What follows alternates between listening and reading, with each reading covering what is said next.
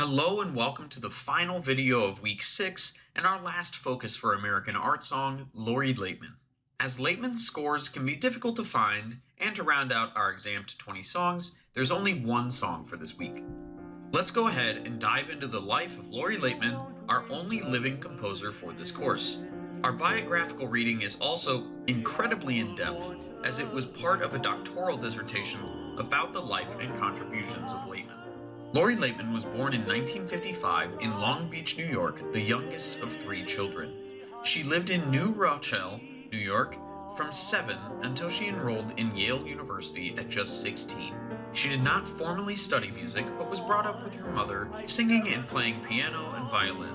She instead was exposed to music at a young age by the record player, and specifically Peter and the Wolf by Sergei Prokofiev. She attributes some of this to her ear for drama. Both of her sisters and Laitman were musicians in some respects, with the older 2 Laitman sisters even studying with Nadia Boulanger in Paris.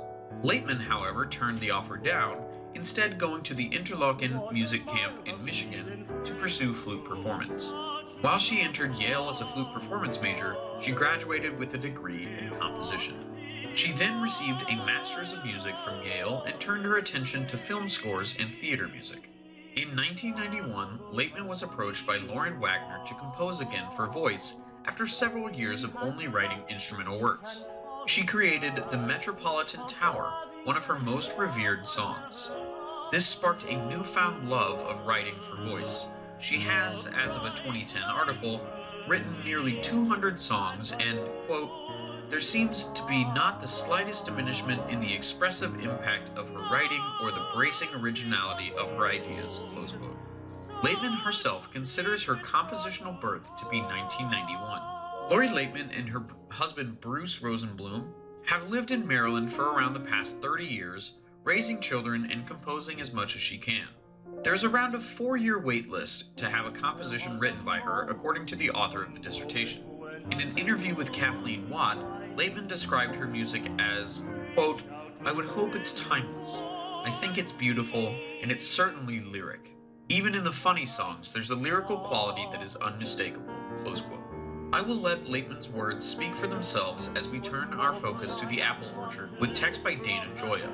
Laitman says, "The dramatic arc of the poem, as well as the beautiful image of spring's ephemeral cathedral, drew me to the apple orchard.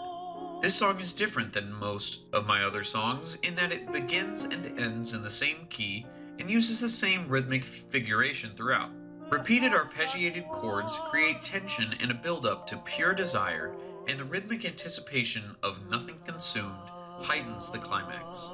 The melodic cell of nothing repeats under the word everything, linking the 2 concepts together musically. The strings of the piano capture the last of the singer's sounds before restating the opening melody to end the song."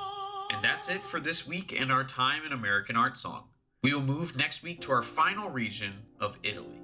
As it is now just 2 weeks away, please start listening to the playlist if you have not already for our listening exam. This is unlike any other exam you will have taken, and studying requires time above all else to familiarize yourself with the songs. This course has been a great joy to research and create, and I genuinely hope getting to dive into the music for understanding has been as fun a challenge for you as it has been for me. See you next week for Italian Art Song. Ciao!